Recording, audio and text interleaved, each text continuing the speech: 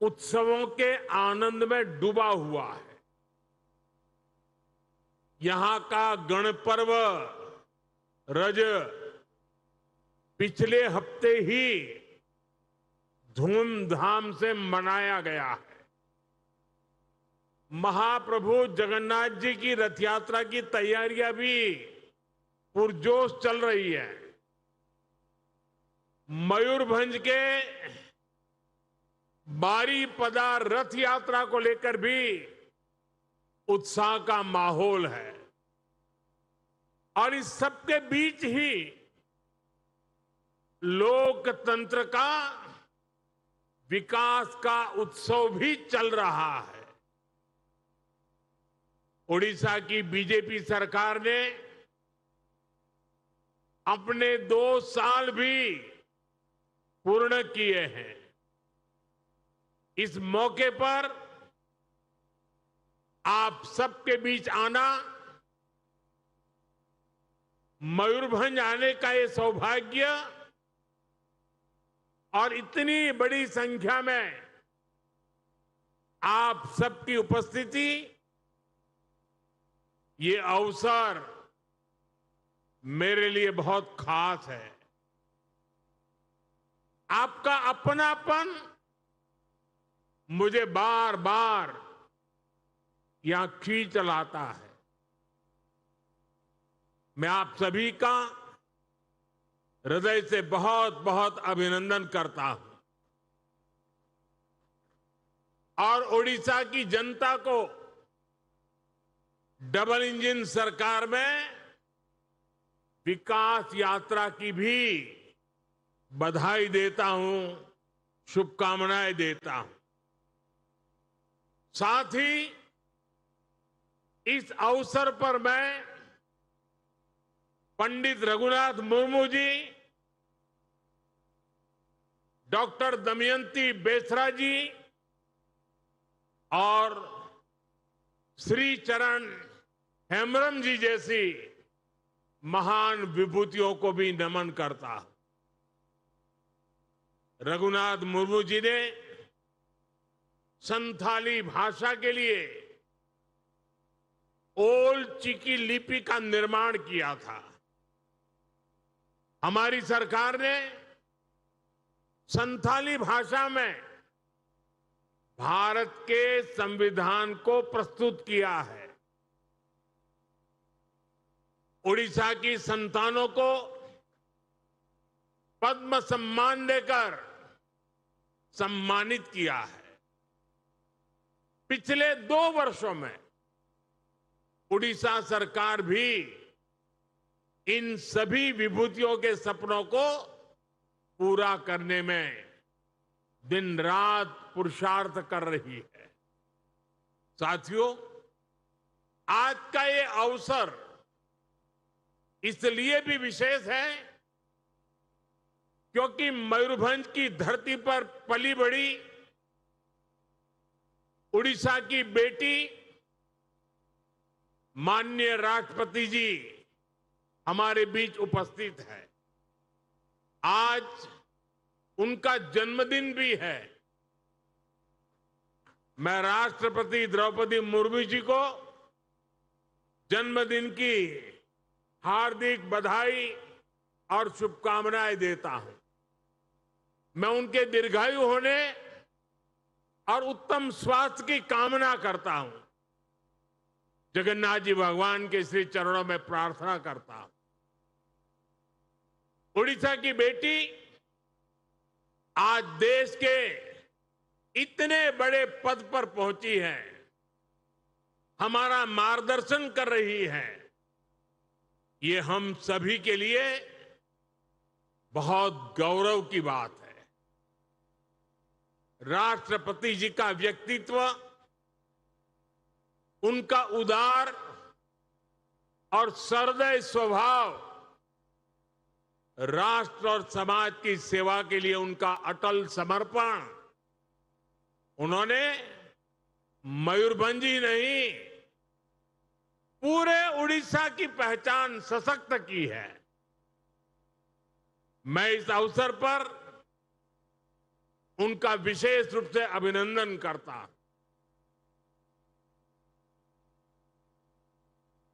साथियों, ये कार्यक्रम जब बना तो इसमें मूल कारण तो लॉजिस्टिक था।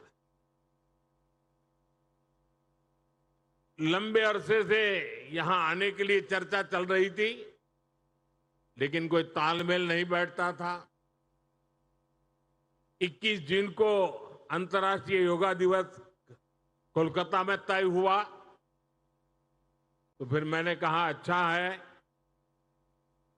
आज बंग दिवस भी है, तो क्यों न मैं सुबह मयूरभंज होकर के शाम को फिर कोलकाता के कार्यक्रम में जाऊं।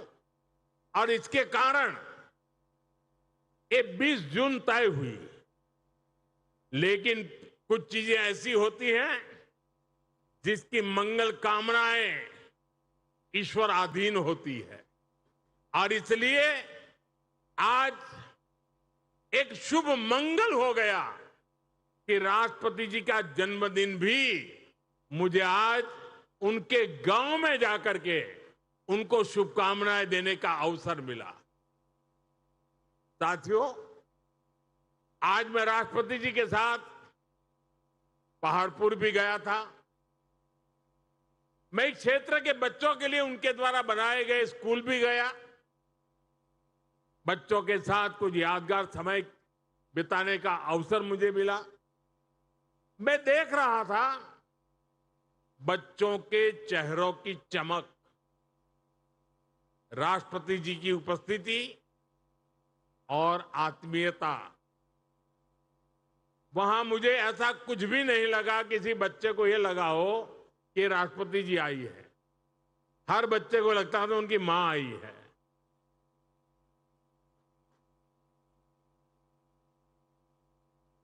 ये बच्चे भी बहुत भाग्यवान है।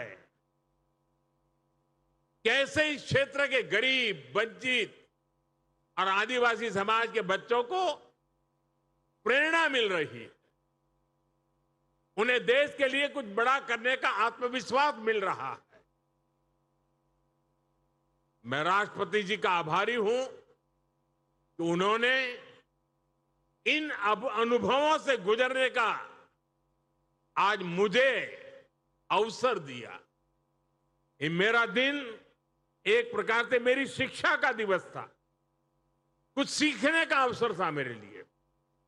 साथियों, मैं आपको सरकार का ये निर्णय भी बताना चाहता हूं कि पहाड़पुर गांव को अब तेजी से सूर्य ग्राम, सोलर विलेज के रूप में विकसित किया जाएगा।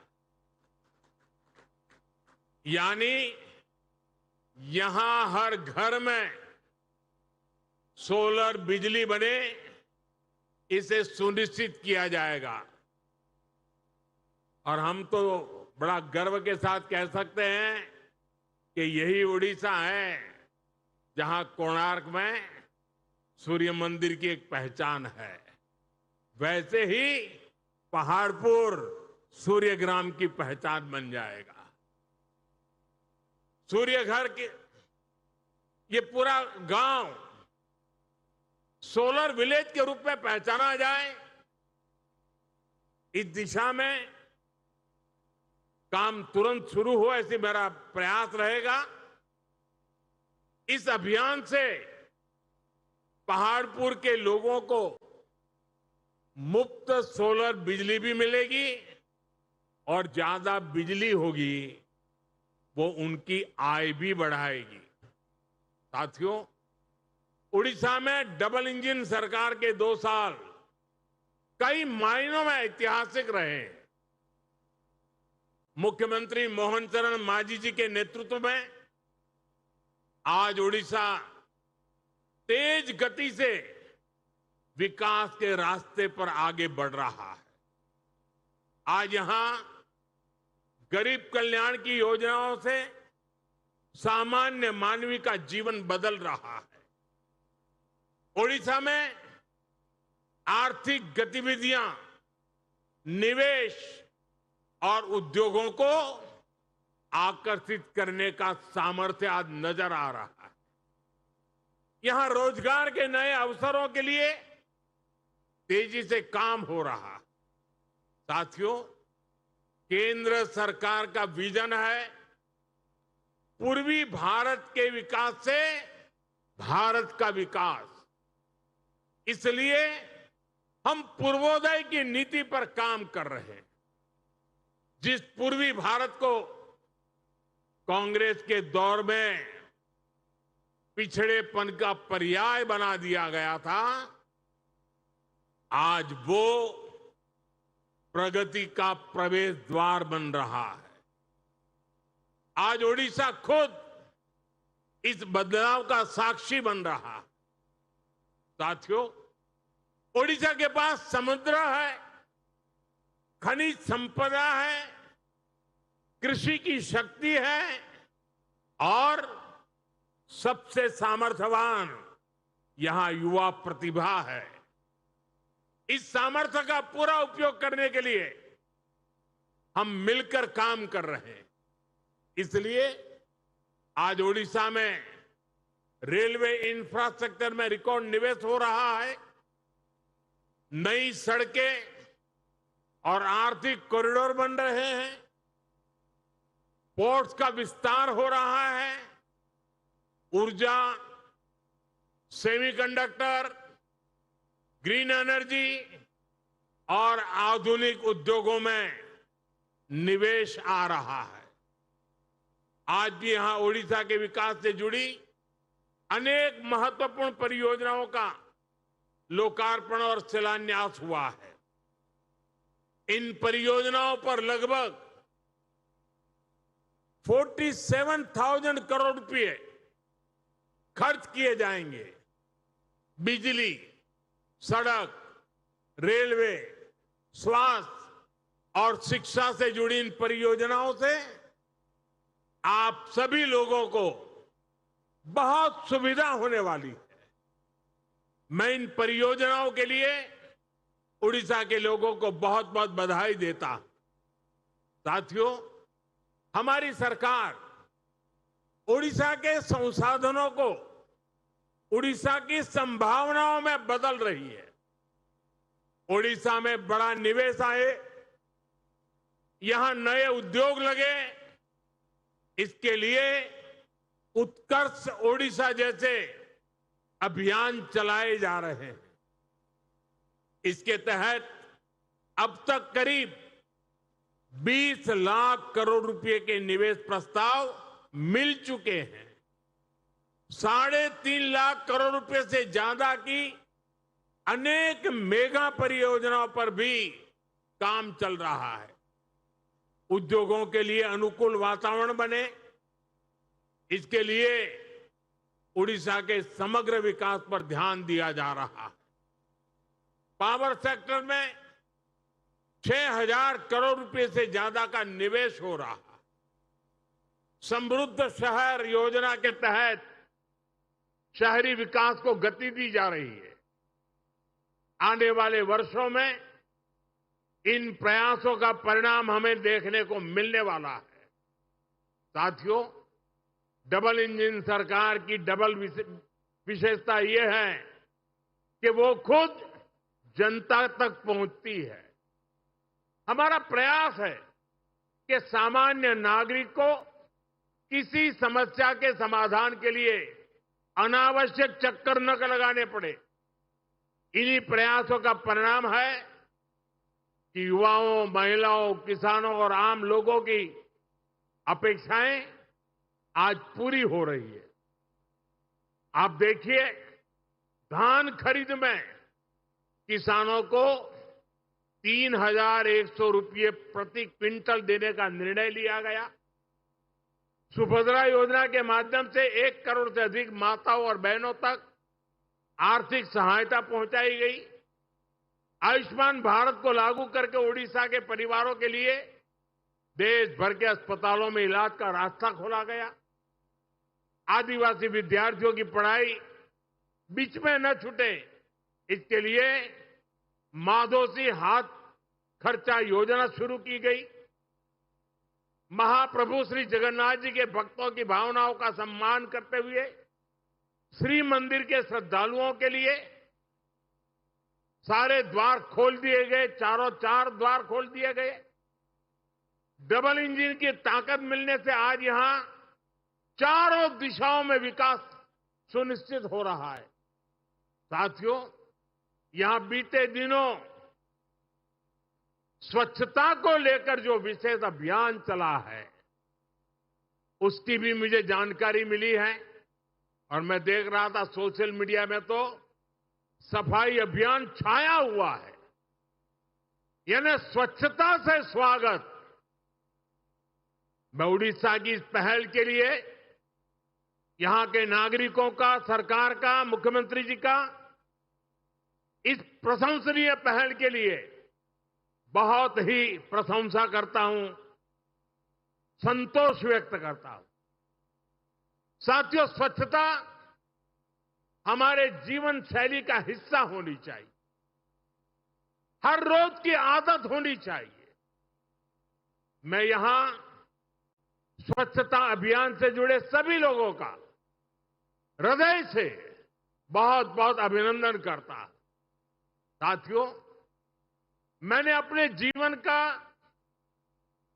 कुछ महत्वपूर्ण कालखंड जनजातीय क्षेत्रों में एक वॉलेंटियर के रूप में काम करते हुए बिताया है। माननीय राष्ट्रपति जी तो बरसों तक ऐसे क्षेत्रों में चुनौतियों का सामना करती रही है। आप और हम जानते हैं कि जनजातीय क्षेत्रों में जीवन की सुविधाएं आसानी से नहीं पहुंचती थी। इसलिए हमारी सरकार ने जनजातीय विकास को बहुत प्राथमिकता दी। हमने ऐसे इलाकों को सुविधाओं से जोड़ने के लिए धरती आबा जनजातीय ग्राम उत्कर्ष अभियान शुरू किया। इसके तहत स्वास्थ्य, शिक्षा, सड़क, आवास से जुड़े विभाग मिलकर के सर्वांगीण विकास के लिए काम कर रहे हैं, ताकि वहां रहने वाले लोगों की कठिनाइयां दूर हो सके। इसी तरह पीएम जनमन अभियान तो राष्ट्रपति जी के साथ हुई चर्चाओं का, उनके मार्गदर्शन का ही परिणाम है। ये विशेष रूप से देश के ऐसे जनजातीय समूहों के लिए है जो जनजातीय समुदाय में भी सबसे पीछे रह गए हैं। ऐसे जनजातीय समुदायों तक अब सरकार स्वयं चलकर उनके गांव, उनके दरवाजे तक पहुंच रही है। साथियों, आदिवासी समाज के उत्थान के लिए हम आदिवासी युवाओं को शिक्षा और रोजगार के अवसरों से जोड़ रहे हैं। इन बच्चों को पढ़ाई की बेहतर सुविधा मिले, इसके लिए देश में करीब 500 एकलव्य मॉडल स्कूल खोले गए हैं। करीब 750 एकलव्य स्कूल स्वीकृत किए गए हैं। प्री मैट्रिक और पोस्ट मैट्रिक लेवल पर 1.5 करोड़ से अधिक आदिवासी बच्चों को सैकड़ों करोड़ रुपए की स्कॉलरशिप दी गई है। मुझे ये बताते हुए भी खुशी है कि यहां मयूरभंज में एक और नवोदय विद्यालय बनाने के लिए भी स्वीकृति दे दी गई है। साथियों, दूर दराज इलाकों में रहने के कारण जनजातीय समाज स्वास्थ्य से जुड़ी कठिनाइयों का भी शिकार रहा। सिकल सेल एनीमिया जैसी बीमारियां एक बहुत बड़ी चुनौती रही है। हमने इनके खिलाफ देश भर में अभियान चलाया, 4 करोड़ से ज्यादा हेल्थ कार्ड बांटे, मुफ्त इलाज के लिए करोड़ों आदिवासी लाभार्थियों को आयुष्मान कार्ड दिए। जल जीवन मिशन के तहत घर घर साफ पानी पहुंचाया जा रहा है। इन प्रयासों का परिणाम आज हमें दिख रहा है। आदिवासी समाज दशकों पुरानी कठिनाइयों से बाहर आ रहा है और विकास की मुख्य धारा का हिस्सा बन रहा है। साथियों, आने वाले समय में हमारे सामने दो महत्वपूर्ण पड़ाव है। 2036 में उड़ीसा के गठन के 100 वर्ष पूरे होंगे और 2047 में भारत की स्वतंत्रता के 100 वर्ष पूरे होने वाले। यानी उड़ीसा और देश का लक्ष्य एक ही दिशा में है। ओडिशा की अर्थव्यवस्था मजबूत होगी तो भारत मजबूत होगा। मुझे ओडिशा के सामर्थ्य पर भरोसा है। हमें मिलकर ओडिशा को विकास की बुलंदियों पर पहुंचाना है। साथियों, कल 21 जून को अंतर्राष्ट्रीय योग दिवस भी मनाया जाना है। ज्ञान और योग की धरती ओडिशा, योग यहां के संस्कारों का हिस्सा रहा है। मैं ओडिशा की धरती से, पूरे देश से, पूरी दुनिया के लोगों से आह्वान करता हूं, आप सब ज्यादा से ज्यादा संख्या में योग दिवस में हिस्सा लें। मैं एक बार फिर आप सभी को आज के अवसर और विकास परियोजनाओं की बहुत बहुत बधाई देता हूं। मैं माननीय राष्ट्रपति जी का विशेष रूप से आभार प्रकट करता हूं कि मुझे उनके साथ उनकी कर्मभूमि को देखने का मौका मिला। एक बार फिर उन्हें जन्मदिन की बहुत बहुत बधाई, बहुत बहुत धन्यवाद। जय जगन्नाथ, जय जगन्नाथ, जय जगन्नाथ।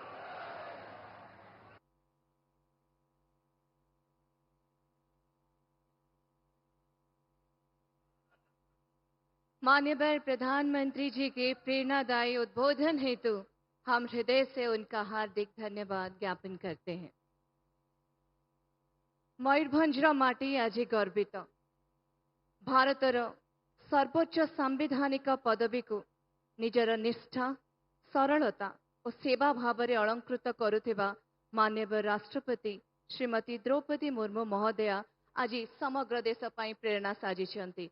जोरदार करताली दे उद्बोधन पई अनुरोध करिबा माननीय राष्ट्रपति महोदया।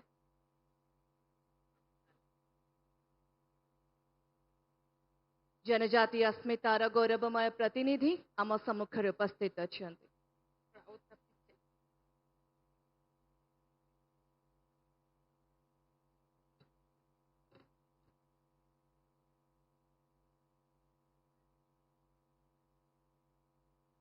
आज भव्य एवं ऐतिहासिक कार्यक्रम में मंचरे उपस्थित भारत प्रधानमंत्री श्री नरेंद्र मोदी जी, ओडिशा राज्यपाल श्री हरिबाबू